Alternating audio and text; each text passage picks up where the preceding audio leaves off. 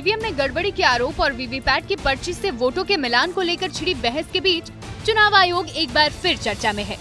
चुनाव आयोग की सुर्खियों में आने की वजह है कुछ नियमों में हुए फेरबदल, जिसने विपक्ष को देश में चुनाव करवाने वाली संस्था पर उंगली उठाने का एक और मौका दे दिया है। लेकिन पहले ये जान लीजिए कि चुनाव आयोग ने आखिर कौन से नियम बदले जिसके चलते हंगामा मच गया। चुनाव आयोग की सिफारिश पर कानून मंत्रालय ने the conduct of election rule 1961 के नियम 93(2)(a) को बदल दिया है, जिसके बाद इलेक्ट्रॉनिक दस्तावेजों के सार्वजनिक निरीक्षण पर रोक लगा दी है। यानी पोलिंग बूथ के सीसीटीवी कैमरे, उसकी फुटेज अब प्रत्याशी या पब्लिक को नहीं मिल पाएंगे, क्योंकि हम चाहते नहीं हैं कि चुनाव के दौरान जो इम्पोर्टेंट फुटेज है सीसीटीवी कैमरा की और इलेक्ट्रॉनिक फुटेज है उसके साथ छेड़छाड़ हो, इसलिए उसको पब्लिक निरीक्षण से पब्लिक की नज़र से रोका जा रहा है।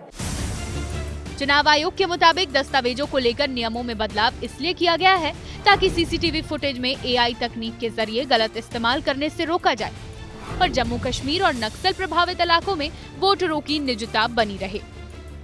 लेकिन इलेक्ट्रॉनिक दस्तावेजों को लेकर नियमों में हुए इस बदलाव के बाद विपक्ष की ओर से एक बार फिर चुनाव आयोग की पारदर्शिता पर सवाल खड़े किए जाने लगे हैं। It is most unfortunate that while a proceeding was going on in the Punjab and Haryana High Court and certain directions were given by the High Court, the election conduct rules specifically with regard to those directions have been changed.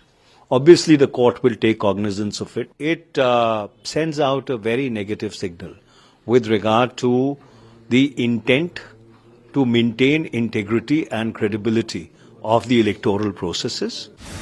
चुनाव से जुड़े electronic सबूतों को लेकर ये बदलाव चुनाव आयोग की सिफारिश पर ही हुए हैं।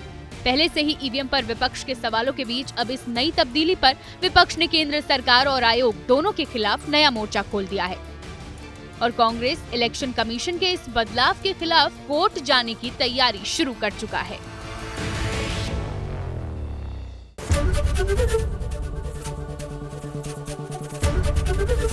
एबीपी गंगा, खबर आपकी, जुबान आपकी।